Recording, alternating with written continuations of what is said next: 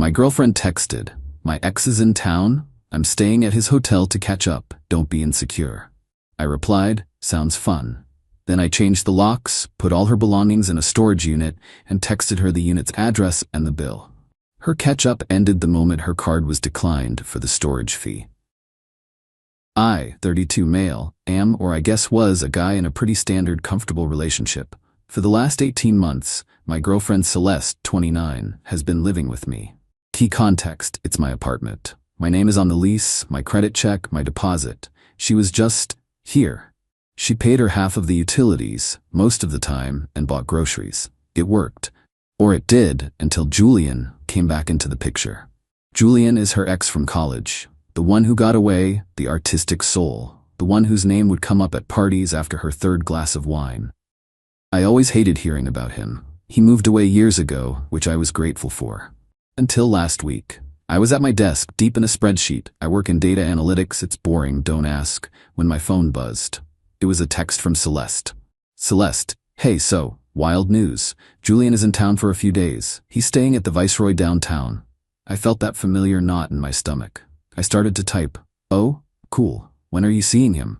Before I could hit send, a new text came through. "Celeste, he really wants to see me, so I'm just going to stay at his hotel tonight and tomorrow to catch up. It's just easier than him coming here. Don't be insecure." I read that last line, "don't be insecure," about 5 times. It wasn't a request. It was a command. A shield. She was telling me I wasn't allowed to be upset about her sleeping at her ex-boyfriend's hotel. She'd already diagnosed my inevitable reaction as insecurity and dismissed it. I stared at the blinking cursor. I could fight. I could write. "Are you kidding me?" Absolutely not. And what would happen? I'd be controlling, I'd be toxic. She'd go anyway, and I'd be the bad guy for having a problem with it. She had played this move perfectly. She'd checkmated me. So, I didn't play her game. I started a new one. I typed back one reply. "Meet, sounds fun." She replied almost instantly, "Great. See you in a couple of days, you're the best. XO." I put my phone down. The knot in my stomach was gone. It was replaced by a strange, cold calm. The kind of focus you get when a project at work is on fire and you're the only one who can fix it. She wasn't in a relationship. She was a single woman with a roommate who provided a free crash pad, and she'd just given her roommate notice. I replied, "Cool." Then I got to work. 2:15 p.m. I called Swift Move Logistics. They specialize in discreet, executive-level relocations and removals. I explained I had an occupant who was moving out effective immediately, and I needed an emergency same-day pack-and-hold service. The guy on the phone didn't blink. He just quoted me a price that made my eyes water. "Yes, the emergency weekend rate is fine. $2,800? Understood. Please be here at 4 p.m. 2:20 p.m. I called a 24-hour locksmith. "I need a full rekey, high-security locks, front door, deadbolt, and the patio sliders." He said he could be there by 6 p.m. Perfect. 2:25 p.m. I logged into my credit card account. Celeste was an authorized user on my Platinum card. It was just easier for groceries and shared dinners. I clicked her name. Remove authorized user. Click. Report card lost, stolen? No, just remove. Her card would cease to function within the hour. 4 p.m. The Swift Move guys showed up. 3 of them, armed with boxes, bubble wrap, and an air of professional detachment. "What's going?" one of them asked. I pointed. "Everything that is demonstrably hers." And so we began. The entire spare bedroom closet, which was her overflow. All 80 pairs of shoes. The bathroom. See that tower of skincare products? All of it. The 12 different shampoos, the weird plant that's dying. Take the whole shower caddy. Her desk, her laptop, her art supplies, her massive, ugly, mustard yellow velvet armchair she couldn't live without. The 30-something plants on the balcony. Yep, all those too. Her side of the bed, her pillows, her clothes.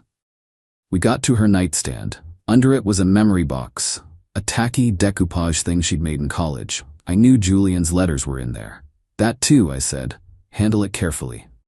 5:45 p.m. They were done. The apartment was empty. It echoed. The living room, which had been crammed with her boho chic clutter, suddenly looked twice as big. It smelled like cardboard and clean floors.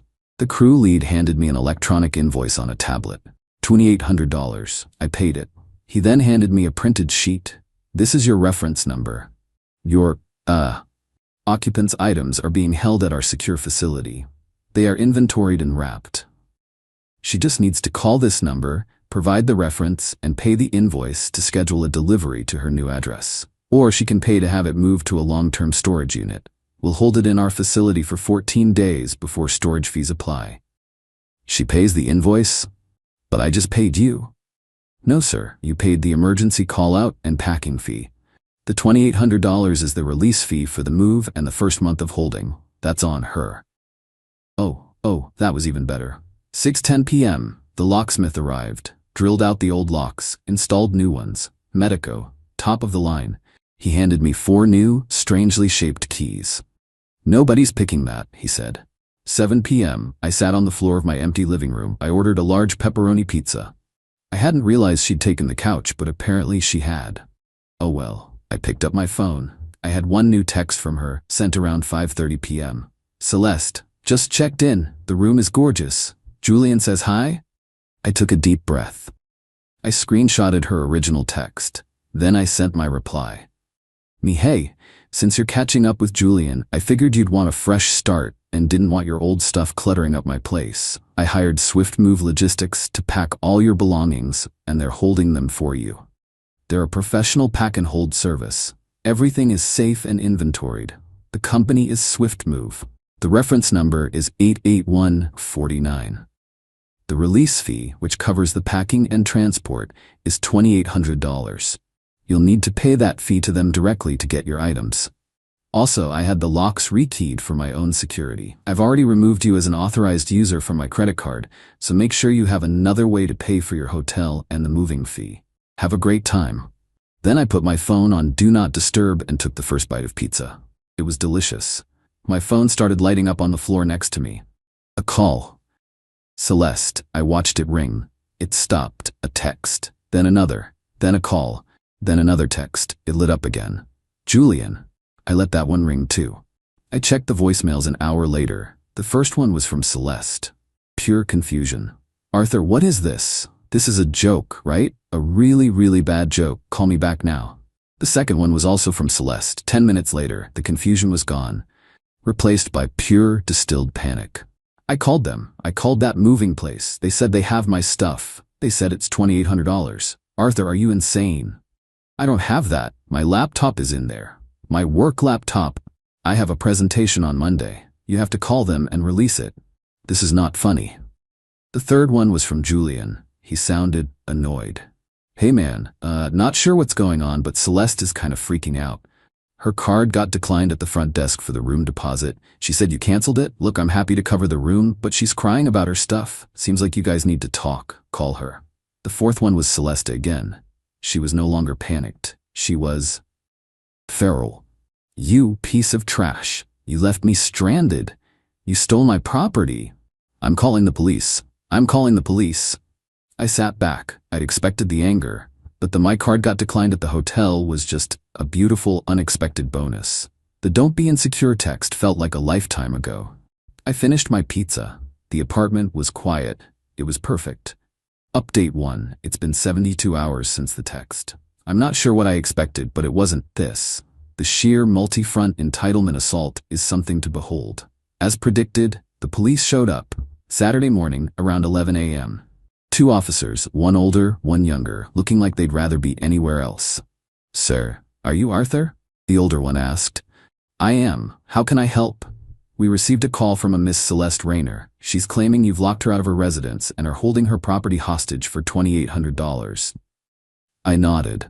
Please come in, officers. Be careful. The living room is empty, so it echoes. They stepped inside and immediately paused. The place was barren. She lives here? The younger cop asked, looking around. She did, I said. She's an occupant, not on the lease. Here's my lease agreement. I handed him the file.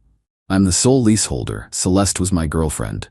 I continued. On Friday, she informed me via text message that she was moving out to stay with her ex-boyfriend at his hotel. I accepted her decision. Here is the text. I handed my phone to the older officer. He read the "Staying at his hotel. Don't be insecure" text. His eyebrow shot up so high it nearly left his forehead. He showed it to his partner, who audibly huffed. So when she said she was moving out, I said, I helped. I hired a professional, bonded moving service, Swift Move Logistics, to pack her belongings and hold them until she could have them delivered to her new address. They are not hostage. They are safe, insured, and waiting for her. She just needs to pay the moving company for their services. And the $2,800? That's the bill from Swift Move, officer. Emergency same-day packing and moving is expensive. I paid the call-out fee. She is responsible for the release fee. It's a civil matter between her and the moving company. I have no financial stake in it. The older cop handed me back my phone. Sir, she also claimed you left her stranded by canceling her credit card. She was an authorized user on my personal account, I explained.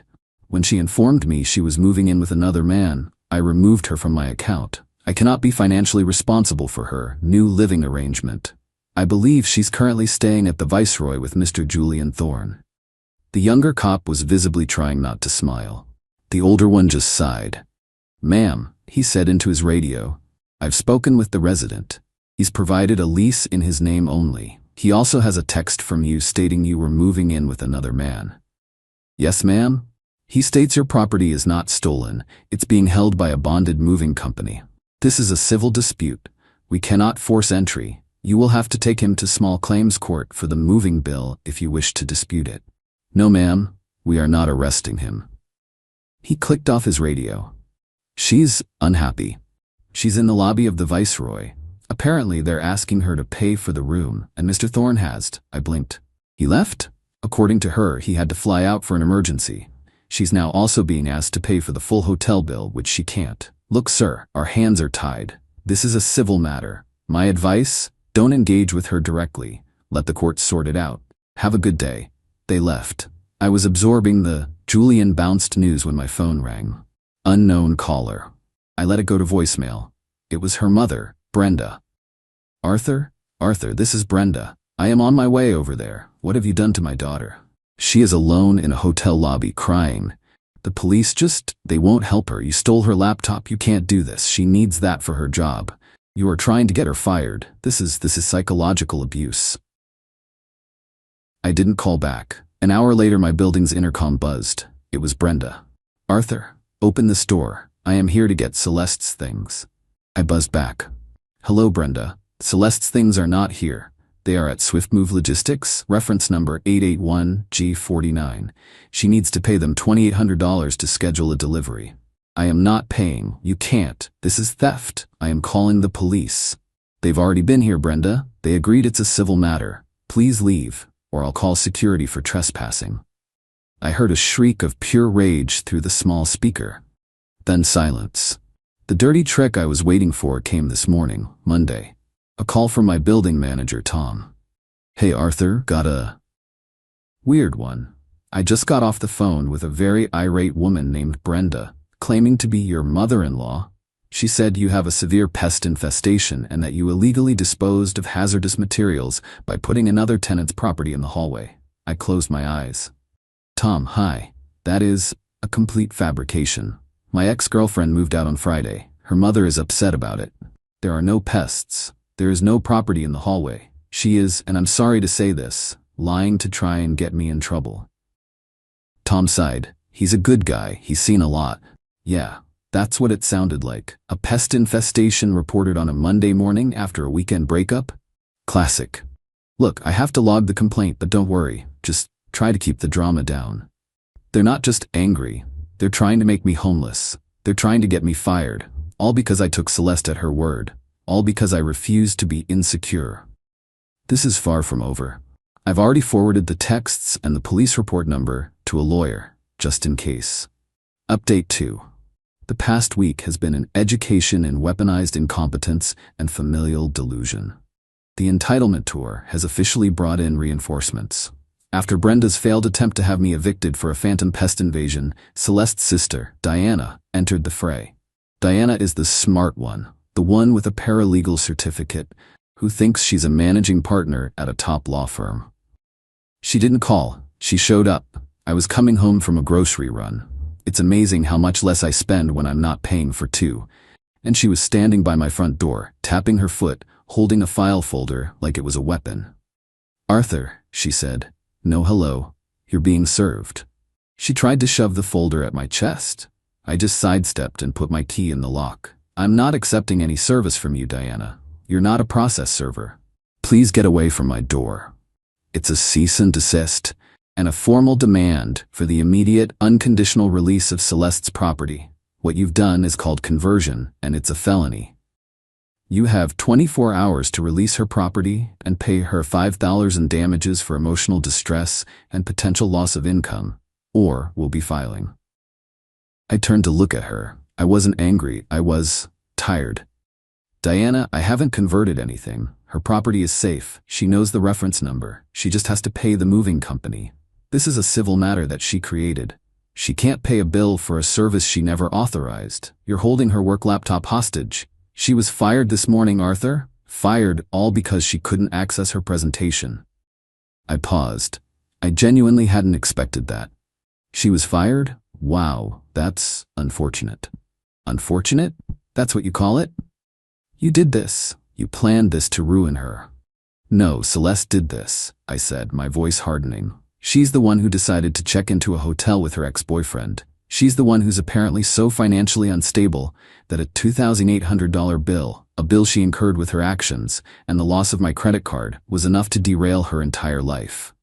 She was living on a wire, and Julian was the scissors.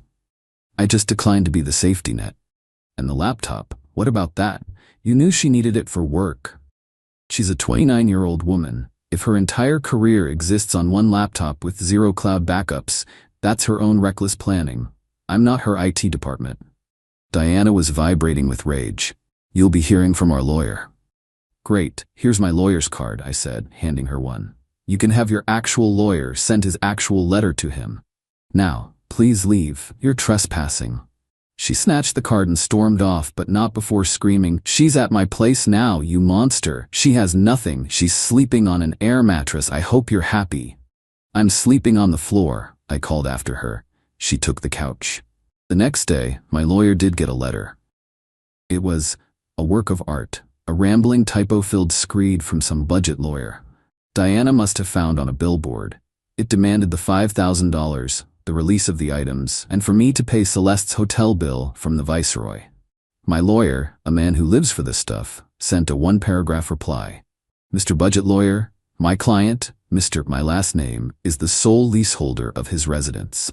Your client, Miss Rayner, was an occupant at will who terminated her residency via text message, on date, to cohabitate with another man. My client procured a bonded moving service to secure her abandoned property. The property is available to her upon payment to Swift Move Logistics, Ref. 81-G-49. Any claim of conversion or distress is frivolous. Should you proceed, my client will vigorously countersue for all legal fees as well as for the $1,250 in outstanding utility payments Miss Rayner failed to pay over the last 18 months. Govern yourself accordingly. We never heard from that lawyer again. But the real revenge wasn't even my doing. It was the natural, logical consequence of their own desperation. My phone rang last night. It was my mutual friend, Mark. Dude, he said, sounding weird. You're not gonna believe this. Are you sitting down? I'm on the floor, Mark. What's up? So you know Celeste's memory box? My blood ran cold. The tacky one? Yeah. Don't tell me they're claiming I stole something from it. No. Worse. Or better? I don't know. Celeste apparently convinced her grandmother, her sweet, 80-year-old Nana, that you had stolen this priceless, irreplaceable family heirloom. This box. She said her own mother's ashes were in it. What? I stood up. That's insane. Her mother is Brenda. She's alive. She was at my door. I know. But the Nana didn't. The Nana, bless her heart, heard stolen ashes and hostage, and she paid the $2,800 to Swift Move to get the box back. I was speechless. She scammed her own grandmother? Yep. The whole family, Brenda, Diana, Celeste, drove over to the Swift Move facility with the Nana, paid the bill, got the U-Haul, and took all her stuff to Diana's garage. The Nana was apparently demanding to see the ashes. Celeste had a full-on meltdown, crying, saying she couldn't bear to look at them. It was a whole production. So, she got her stuff, I said, feeling weirdly deflated. Oh, she got her stuff, Mark said, and I could hear him grinning. But here's the kicker. You know that big, expensive art portfolio she was always so proud of? The one she was going to use to apply for her master's? Yeah? Well, Swift Move is professional, but they're not art handlers. They packed it perfectly. Wrapped the whole leather case in about 50 feet of bubble wrap, but they didn't, put glassine paper between each individual charcoal drawing inside the portfolio. I winced. Oh no. Oh yes. When Celeste finally unwrapped it at Diana's, she opened it, and all 20 of her masterpieces had rubbed together for a week in a non-climate-controlled warehouse. It's just a box full of gray, smudged paper, completely destroyed. Mark said Diana told him Celeste just stared at it for a full minute and then made a sound like a dying animal. So, she got her stuff, but she had to defraud her grandmother and lost her entire career in the process. The $2,800 was paid. She has her ruined art. She has her laptop, which got her fired anyway. She's sleeping on an air mattress at her sister's, and her whole family is now in on the lie. Julian is of course gone. Blocked her on all platforms. I can't even feel victorious. I just feel clean. Final update. It's been about a month. The silence on my end has been absolute. I blocked Celeste, Brenda, Diana, and even the Nana's number just in case. The drama, however, continued to curdle, and I got the final report from Mark, who has now been officially designated as our friend group's Swiss attach. Apparently the scamming the Nana fallout was nuclear.